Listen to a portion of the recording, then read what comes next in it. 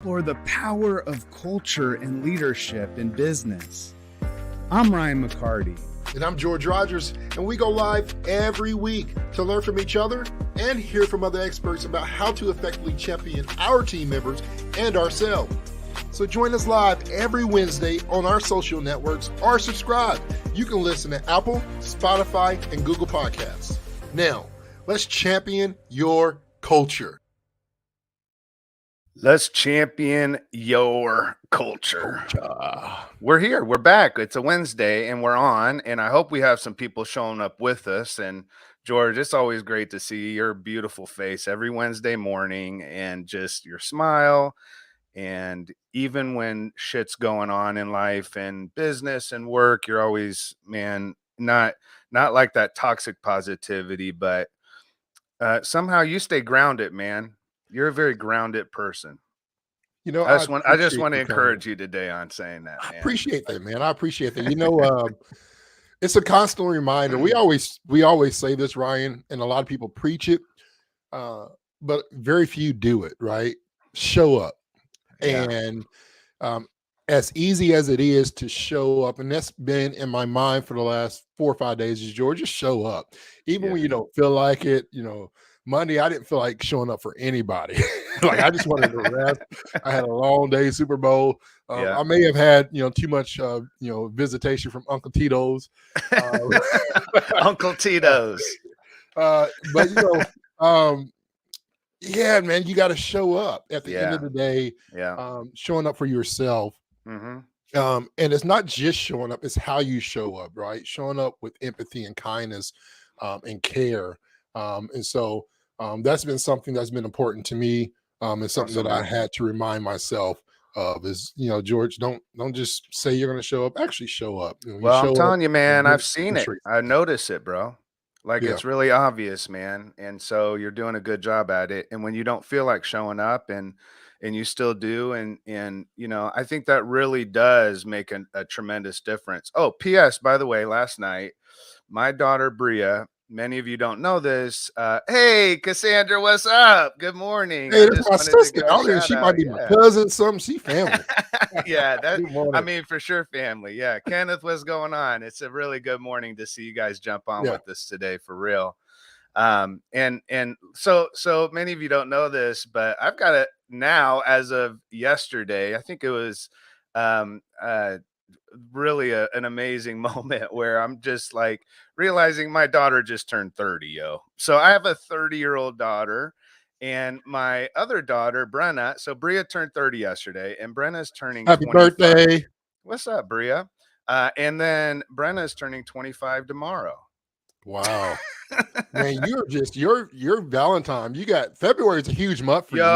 My 26th anniversary was on the 1st. We got 26 years of marriage to your beautiful black queen Qatar. You got 30-year-old queen, and then you got a 25 you got I'm surrounded black women. Yeah, just all around me. Man, you're blessed. And I'll say this: you don't just have good women in your life. You got some great women, man. They are. For people out there, your daughters are probably two of the most gifted artists of their kind.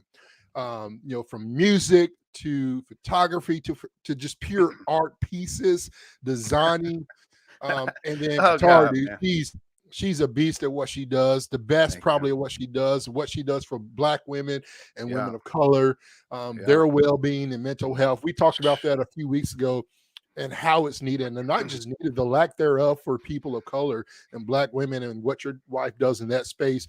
The best app, number one app, award-winning app, Excel app 2.0, which is coming out very soon. For my sister.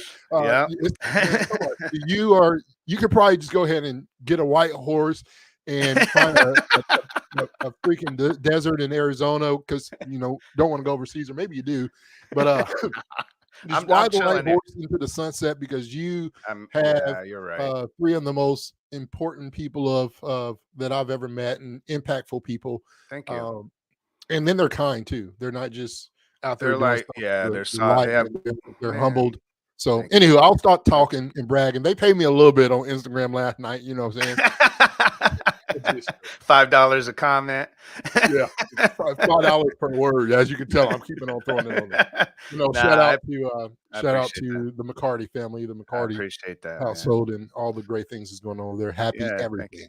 Yes, thank you. And happy days for all of you that are jumping on with us. Yes. We're really excited because being sponsored by Culture of Good and what Culture of Good does in terms of providing resources for companies to really enhance how they upskill their leadership and their culture.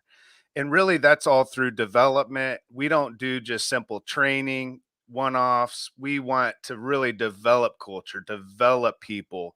We want the investment to feel more as if you're looking for a long term return in that person's life, whether they work for you the next 2 months, 2 years, 20 years. Investing in people is the greatest investment a business can make.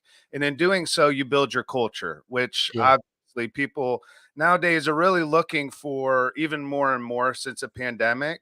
Culture is everything, Yeah. and really the reason that here's I'm just going to say this and I'm going to move on, but the reason that culture is everything is because culture impacts everything. Yep. So when we talk about champion your culture all the time, and there's many of you that are on here with us that are, HR executives, professionals in spaces where you're working with people, right?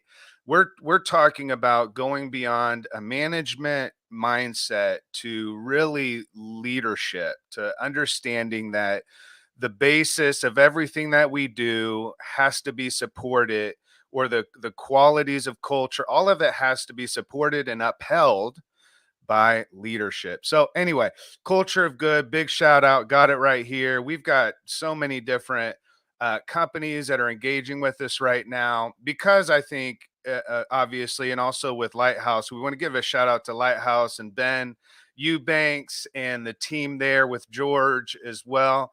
What an amazing partnership we have going on where we provide solutions, as does Lighthouse, along with their research and advisory. And we've got a power packed ecosystem of services that we can provide organizations. I just love it, man. So big shout out to Ben. We love you, Yeah. homie. And I guess he's getting back from Dubai here pretty soon, right? I guess I'm Yeah, telling yeah. Ben Eubanks, man, he's the man. Everybody that knows Ben, there's not a week or so that goes by. It's really. I got two guys that I'm connected with, and it's like Ryan McCarty. Yeah, I know him. Ben Eubanks. Oh yeah, he's so good. They're great. Also, I want to give a shout out to man behind the scenes, Joe. We got so many people behind the scenes on the Lighthouse Research Yeah. Advisory team, bringing us all the research, up to date trends, and things of that nature, and how it really impacts. And we can share some of those a little bit today, as well as we talk about the culture fit and the culture ad. Ryan, as you said, thank everybody that's joining us right now. We have a lot of people on our Facebook stream watching, as well as on LinkedIn. We appreciate everybody's support. And as always, please like, share the stream as you're watching it live, and or if you're watching it on the recap. We appreciate all your support. Feel free to comment, chat with Ryan and I, no matter what the day is that you're watching. We always love following up with that as well. And then, Ryan, I got a special guest. I don't know if y'all can see her on screen, but I might pop her up at the end. I can't see her right now. That's good, man. I'm gonna do it just to get out of the way before we get into this conversation. No, let it be a cliffhanger for the end of the Perfect. show. Yeah. Yeah. So you got to stay on to see what's happening around here. I'm trying to get her to go lay down or something. You're gonna love this if you have an opportunity to stay on with us for the next half hour to see this special guest that we're gonna have on today. Is probably the best guest we've had up to date, honestly. Oh man. But probably one of the most neediest guests too. Oh, wonderful.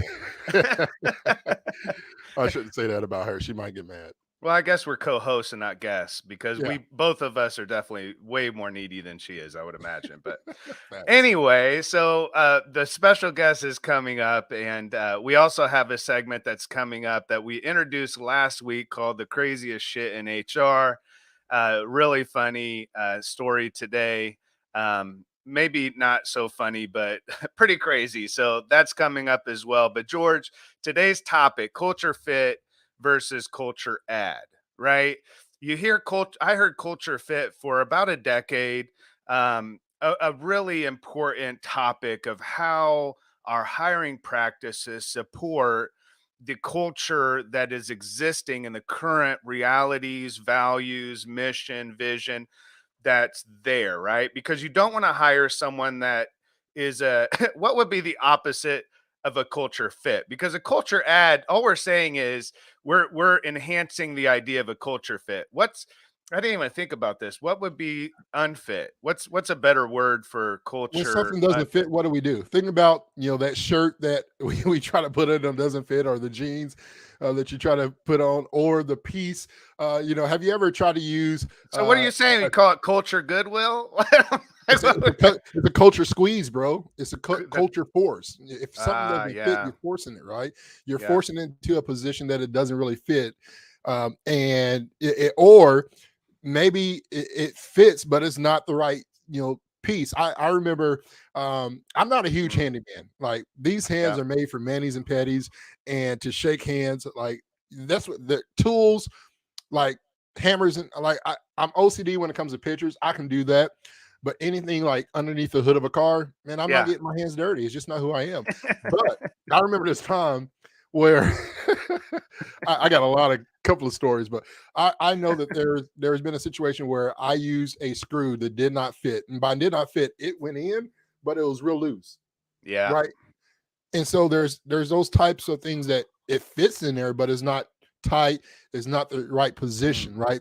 It fits on the team, but it's not the right position. Sometimes we squeeze things and force things. It's a culture, well, I would say culture force, just to keep it And the oh, F's. that's great, man. Yeah, culture force. Yeah, almost like you're forcing the person into a shape that they don't Yeah, currently exist in, which is really a culture force is worse than a culture fit for sure. yeah, I mean, culture yeah, fit's good, right? Like it's okay to think like, is this person going to be disruptive? Is this person opposite of what our values are? So culture fit is not a bad thing. So when we say culture fit versus culture ad, I would say using terminology matters though, because when we think about something that does fit, initially my mind goes to are we hiring people simply because they fit into the existing culture, yeah, right? That's what, to me, culture fit speaks of culture fit in.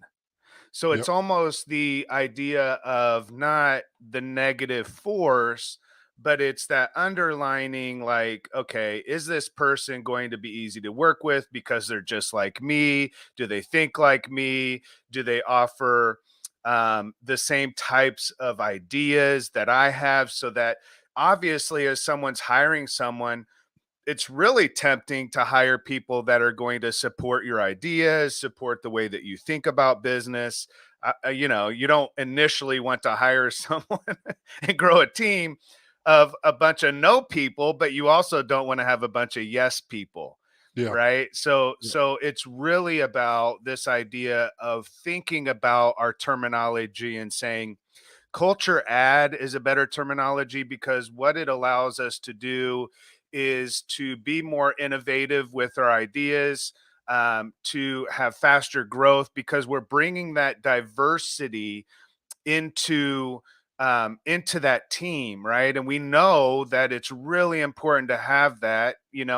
I'm sure George Lighthouse has a lot of stats and research around this idea of what does it mean to have a culture fit or culture ad, also in terms of the idea of when we have a diverse team, what does that mean for our growth? What does that mean for idea sharing? I mean, God, dude, like if everybody's just like me, then most of us are disposable. That's what my pastor used to tell me. That was a mentor of mine. He said, yeah, Ryan, if you and I were the same, one of us aren't needed. yeah, And I was like, my God, because I always had these different ideas about religion and faith and I didn't fit into all those spaces, right? Which meant, check this out, if I didn't fit in, that meant I didn't really belong. Because most environments, be it in the religious church world, business world, whatever industry you're in, there's that reality that that we look around us, and most of the we've talked about this, George, right? I'm sure you can give a better perspective than I can, but we look around us and we see people that many times, myself, I see people that's just like me, right? So I go to a conference. The majority of people, well over 90 to 95% of conferences, especially once, because I'm a keynote speaker. I don't know what experiences that you've had, but tell me your experience. I'm sharing mine as a middle-aged white guy. I see a bunch of people that look like me, and now all of them are starting to grow beards like I have. Have you noticed that shit? Yeah. Yeah, yeah. You know, What have you I mean, noticed?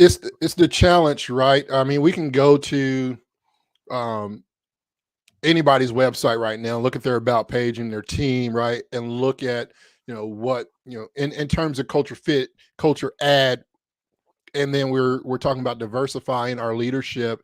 We're trying to talk. We're talking about bringing in technology to help with the diversity and inclusion portions of this. I've seen many companies now trying to align their D&I efforts or strategies with their ESG reports and how those things come together. Mhm. I find it scary still in 2023 as we're entering into this new year that the same companies and organizations or events that are wanting me to come in and talk about culture and D&I Mhm. don't look like me, right? And so then let's look at this from a perspective. Let's look at this for all my white people, friends, and family, right? For many of Sure. you who don't know, I was adopted by a white family. I have a open relationship with my birth mom. I know who she is. I love her. I have a relationship with her.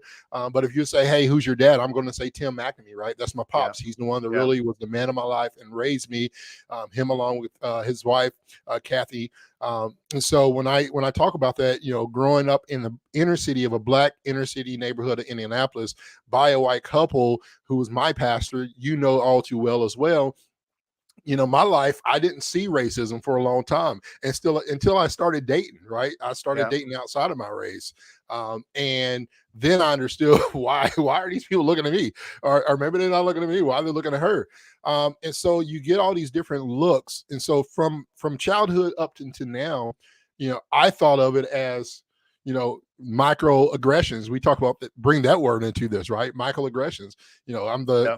the black token guy, right? I'm the everything's all right with the world because George is here and we're not all white. And so I grew up those small microaggressions, and then it carried over from the life to church, work in corporate America.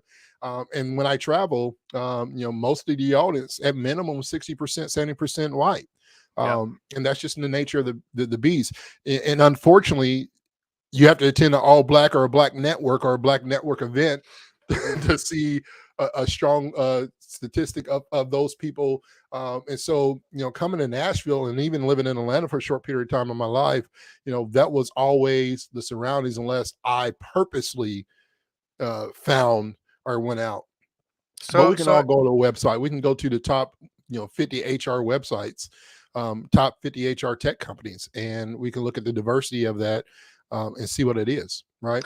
I mean, And yeah. Sorry. that's saying a lot, and not saying that these companies aren't making efforts, but as we continue to say, how do we practice what we preach and walk the walk versus talking the talk and doing all these kissing babies, shaking hands, and Right. giving fortune cookie candies away to All make that it look like we're surface connecting stuff. with people. Yeah. Yeah, Yeah. I'm Or stirring it up today, buddy. no, no, no, that's good stuff, man, because I mean, let's, I on the drive in today was thinking about culture fit, culture add, right? Every Wednesday morning, I'm just in this mode of thinking about this, and I'm thinking about, team members potentially that we hire that have disabilities, right? Um, there's realities around that. There's realities around race. There's realities around, what, you know, type of education or level of education did you get, and what we're doing is we're crafting culture in a way that on the drive in here, what was really resonating to me as I was thinking about this, I was thinking about listening to a podcast about culture fit, culture add, get some new ideas in before this podcast, kind of refresh my understanding of it. But a podcast I've been listening to recently was real short histories of different stories. And the one I was on today, ironically, was um, Rosa Parks. And as I'm thinking about, that's the weirdest thing because there's these two stories in my head going on. Because as I'm listening to the story about Rosa Parks, I'm thinking about how segregated business is today. Not and a lot of that has to do on the executive level, the C-suite level. You know, we're starting to see more intentionality and diversity in frontline employees and so forth, and that matters. And but it's more than diversity, right? It's really championing. When we talk about championing culture, we're talking about championing that diversity, not doing it because we have to, doing it because we really sincerely have a good effing soul, right? I don't know what I'm allowed to say on LinkedIn. So they just have a good heart. You know what I'm saying? Like leadership, George, the stuff that we know matters. If you're intentional about building a team with people that are different than you and that have qualities that are better in areas and experiences that are shared to their culture and their upbringing that are far different than yours. I think about Scott and I think about, you know, right now even though we're very similar, we're middle-aged white guys. If you were to sit down, we're very yin and yang in terms of how we think about business, how we go about approaching business, and we get in those scuffles, you know what I'm saying, the back and forth about ideas, and so there's also diversity of thought around that. You know, if we're always just hiring unintentionally and just by looking, really it is intentional. Many times we're hiring to try to build a team that's just like us, and we think that becomes the culture fit, and that then becomes really the reality that we're forcing culture, to your point, overall into the organization, and that doesn't work either. Yeah. You know, when it comes to that, Ryan, and I'll share some data when it comes to the diversity and inclusion part. Recent data that we found was very, it was very let's say, I want to say neutral and improving, right? There's improvement on, hey, we want to take initiative on diversity and inclusion, and what that looks like. For instance, last year in 2022, once again, Lighthouse Research and Advisory with this data, thank you so much for your support. But diversity and inclusion became the number one priority for talent leaders last year. In 2022, it jumped to the number one slot. It was always a top priority, but it was never the priority. And so, when we're talking about this, it became more than just before. I would say, for instance, in 2020, 2021, George Floyd, all those things happened. Diversity, equity, and inclusion, all this stuff became, a conversation. And in that moment, I was like, man, that's just to check the box. That's a check the box. It's not genuine. Something and someone have to lose for that to become a priority. You know when something's genuine, when it's still a lifestyle and it's embedded in your culture, and you're still doing those initiatives and strategies as part of your business plan, and all those things come to life. And so that became a huge portion of that. Another thing is that approximately 1 in 3 employers are looking to add diversity hiring tools. So they're saying, I want to take it out of my hands because of my bias and because of what I may think may fit. And they look more towards technology and some of those options and systems that range from removing gender language from job postings, tools that will help target and engage pools of diverse talent. And some of these features were specifically targeting how do we get rid of the blind bias inducing information on resumes, like names, right? Ladies' names that end with an A and sound like a. It's become a whole trend on social media, but the reality is that those people, certain names, colleges, and other subjective data was always a part of the process that's on paper. And I said this before, and I mentioned it to Ben. I'm so grateful that none of my jobs was dictated on what document I had to hand over on a resume. resume and where I was successful in the past. I have no resume that says, George, you're a good fit in HR. I have no resume that say, George, you're a great fit as a pastor. I have no resume that says, George, you're great to lead people, right? Yeah. But the heart, how I add value to a company, and those assessments should matter. So there's a lot of those different things, and I encourage anybody, especially in the HR network, there's a lot of companies that are providing those type of tools that help you take your own bias out and say, hey, I'm not trying to fit somebody. The negative portion for me, Ryan, when it comes to culture fit, the negative word for me is I don't want to be who I am today and be who you want me to be in your little circle.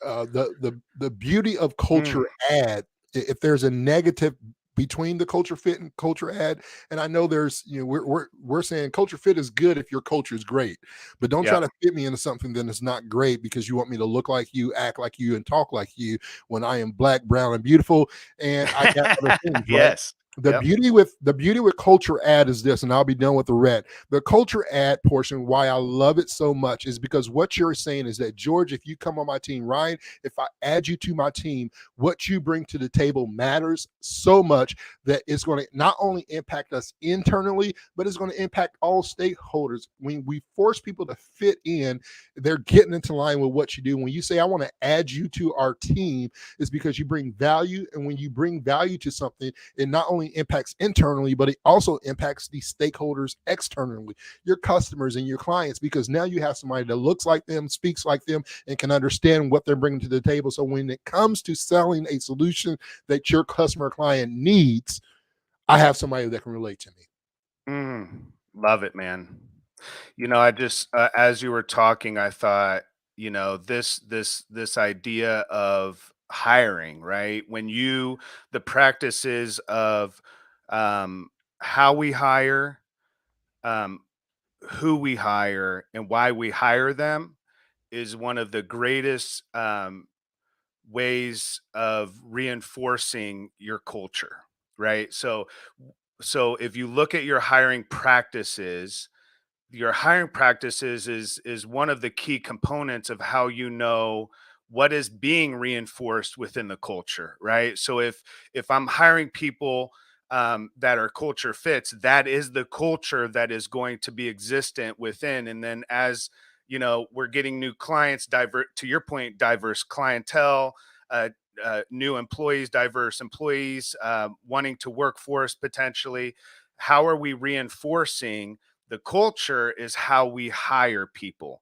So vital, so important. I would chat. What's the challenge? Actually, do you want to take a, I mean, do you want to stay in this for a minute and really dig in a little bit deeper? Because I think it's really important. Back to my conversation about Rosa Parks. I just want to bring this up one more time, because as I was grappling with those two ideas of like segregation within the workplace, I thought about one of the main metaphors used within business.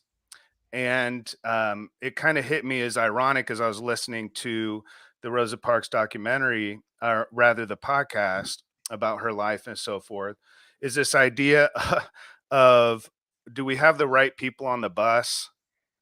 And then are they sitting in the right seats? And it just hit me. I don't know, man. And I know it's a stretch, and I know I'm connecting dots here, but I just think maybe that's what we need to do, right? We need to have a moment of reflection back into the bus and say, you know, buses may not be segregated, the busing, right? But in terms of business, very much so. It was easy to talk about this within church, right? We used to say as pastors, like, Sunday morning is the most segregated day of the week, right? Because we all separate. But really, if we think about it, business is actually the most segregated space of the week, because it's every single day. And again, it's segregated in many ways, by race and by um, other biases, really, and realities that have been part of the system for a really long time. So the challenge here is, if you're in hiring, if you're in HR, if you are someone who has the power to make change happen, now's the time to do it, right? It's past time. There's not even an excuse left, to your point, George, in 2023 that this would even be a continued discussion. But let's keep raising it up, because without this discussion, without us having these conversations, I'm not really sure where they're happening. This is the real stuff, man. This is the real stuff, and this really, really matters. I think we need to look at who we're hiring, how we're hiring, and why we're hiring them, Yeah. and really ask what does that say about our culture? What does that say about why we're in business and who we're in business for? And what does that say about the future of our company? Because my hope is that we start to, in the same sense, begin to boycott companies and doing business with companies that don't represent the same kind of values that we have. So Yeah. even in our not just hiring practices, but also in our working with clients and customers, is that customer, I've never even heard this before, is that customer a culture fit, or are they a culture add? Do they challenge our norms, right? So there's a lot there, man, to unpack. I don't, and I think this could be a ongoing conversation, man. If this is something that we want to keep tackling for the Yeah. next few weeks, just because it's deep, man. And I know this brings up a lot for people, and I know it's there's a lot of harm and Yeah. a lot of trauma that takes place, microaggressions all the way to real things that are said, Yeah. and how things are, acted on. So Yep. that's a big deal. Yeah, for sure. I'm gonna share just a few more. I know we're getting close to our time, and can we get a couple more minutes, Ryan? Maybe we can just go over a couple more minutes, because I want to share this from a candidate's perspective when it comes to what employees are looking at, right? The number one priority for candidates in the hiring process, when we're talking about this hiring and whether or not I as an employee fit in, or do I want to fit in, or do I want to be an add onto this team? The number one priority in the hiring process, according to research, right, is knowing the starting pay, right? Knowing the starting pay of the job. But watch this. This has diversity impacts. For instance, research will show that women are typically less likely to advocate for themselves, right? Which leads to lower pay. Having pay up front allows more, equal footing. So, like, if I know, hey, this is what the salary is, it's there. But when the salary is not included, it allows that buy. That's where that bias is. Oh, we know that we can get this in. And think about this: we know that Black and people of color, women, are one of the most underpaid people in the employee rate, right? And so from the reducing pay of equity challenges down the line, the number two priority for candidates in their hiring practice, it depends. White candidates want a fast application process that respects their time, right? The greatest ROI in humanity is time. You can't get it back. But for Black candidates, people like myself, we prefer a recruiter that makes us feel appreciated nearly 50% more than white candidates. Yeah. And what's the takeaway of that is that we just can't throw technology at a problem. We're not going to solve it. It has to be balanced with tools and relationships, because 9 out of 10 racially diverse candidates want to know their career growth opportunities during the hiring process. And the reason is that I don't want to be another person on the other side of the table that you didn't understand what I brought to the table. You just wanted me to fit in. And now that I don't fit in and meet your expectations, I'm out the door searching for another job, right? I want to know those processes. And then at the end of the day, I want to know you as a person that's not of color, that may not look like me majority of the time, right? I want to know that you have my best interest in place and in mind, because at the end of the day, I'm handing over my time and my life to say, I want you to lead me and open up opportunities and doors that I have not been able to do for myself. And so that racially diverse impact is so huge, because just 3 in 4 white applicants want the information. What's more is that Black workers are told, in previous studies that they left jobs due to lack of career growth, right? We left jobs because lack of career growth. And so how do we then be able to sit at a table, and there's that table talk, right? Can we get to the table? Now we're sitting at the table. Can we talk at the table? Now that Yeah. we're at the table, can we help prepare the conversation at the table? Or are we just fitting in? So there's so much in there. And as we continue to, there's so many people fighting for DNI, and there's so many people that are doing well.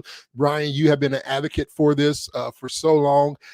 And there's been others, and Ben Eubanks. There's so many people, white men and women, that have been advocates. But at the same time, we have to continue. This is a continued lifestyle. It's not just, hey, we were there, we did it, did it. We put in a strategy, we put in a process, we implemented some people. We've hired more Black people or people of color in the last year than we ever have. Do you want a cookie, or is it a lifestyle, right? Is it culture, or is it a cookie? That's a book.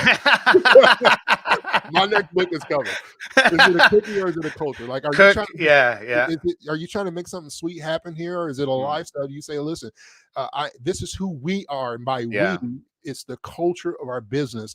Diversity, equity, and inclusion, how you hire, the culture fit versus culture add should be aligned with your core values. Aligned with the core values, the mission. Really, it's what we're saying is the very essence of who you are as a business.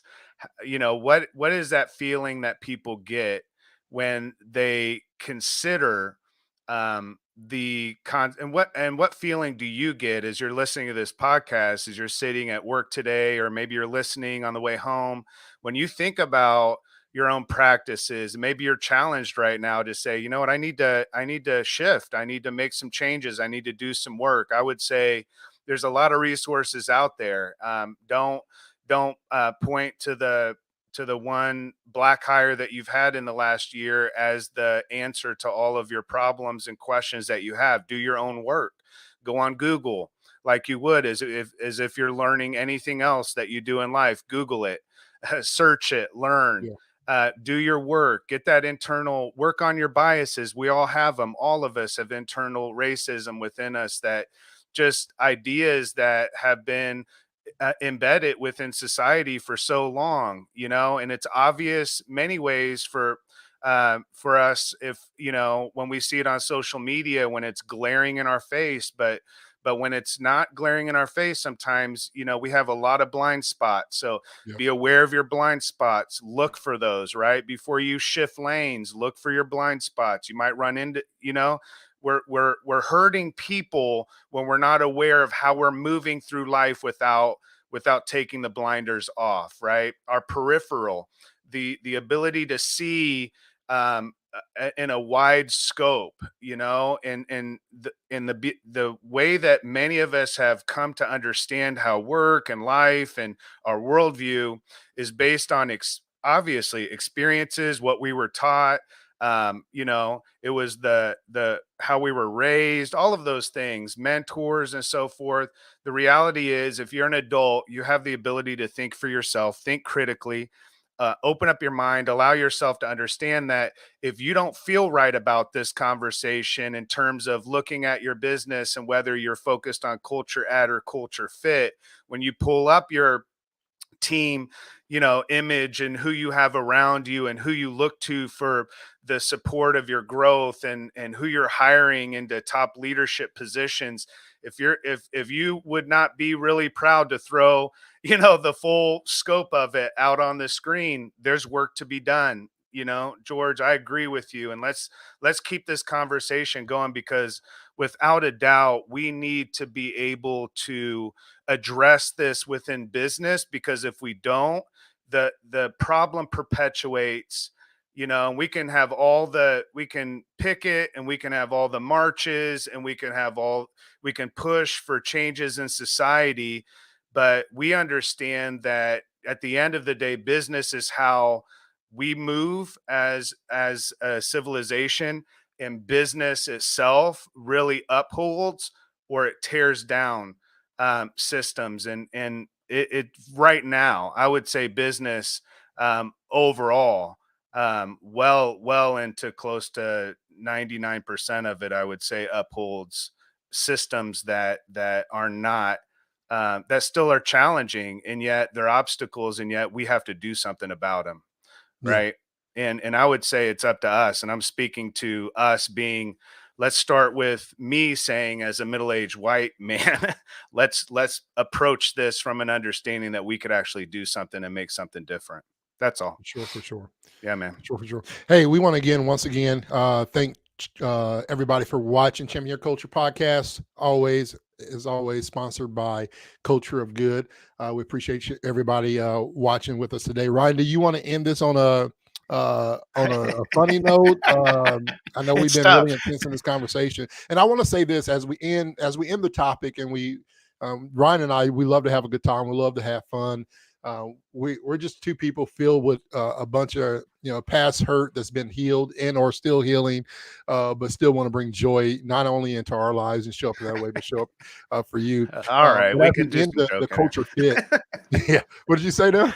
I said, okay, we can start joking now. It's fine. Yeah, as we end the conversation, though, I do want to say this: you know when a company has a good culture, because employees who feel like they belong are 5 times more likely to say they will recommend their employer as a place to work. If people are just fitting in and they're not trying to add, culture add is when people are recommending, hey, this is the best place to work.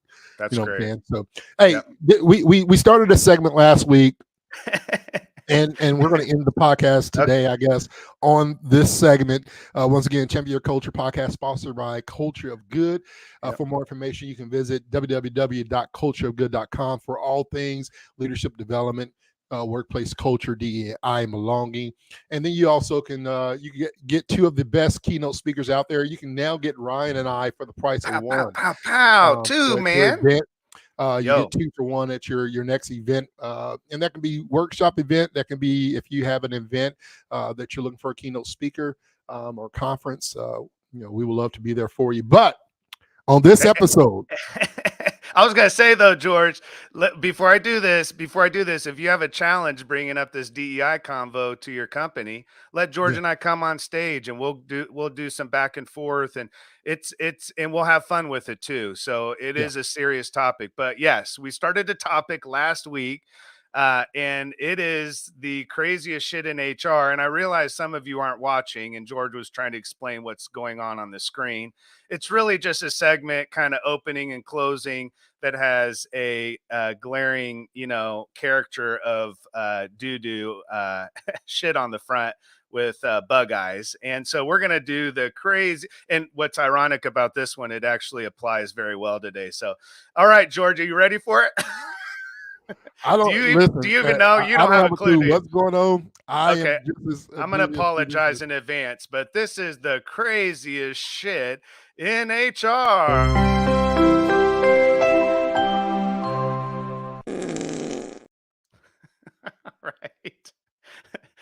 All right. Coming out of an HR testimonial, there was a guy who carried a cooler in every day, and we just thought it was his lunch. Turns out he was keeping his shit in the cooler, and he was wiping it on random walls and desks. He got caught when he wiped it on the desk directly in front of the camera. And that has been the craziest shit in HR.